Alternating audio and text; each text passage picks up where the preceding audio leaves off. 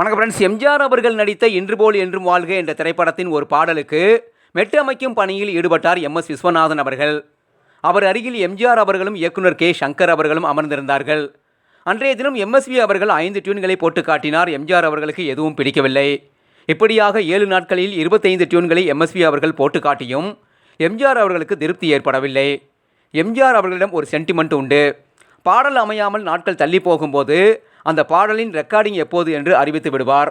அந்த பாடலும் நல்லபடியாக அமைந்து அவர் குறிப்பிட்ட நாளில் பாடல் பதிவு செய்யப்பட்டுவிடும்.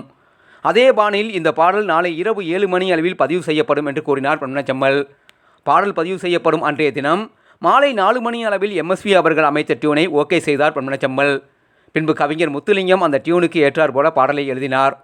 இரவு 7 மணி அளவில் அந்த பாடல் பதிவு செய்யப்பட்டது. அந்த பாடல்தான் அன்புக்கு நான் அடிமை, தமிழ் பண்புக்கு நான் அடிமை என்ற பாடல். இந்த வீடியோ பிடிச்சிருந்தா லைக் பண்ணி ஷேர் பண்ணுங்கள்.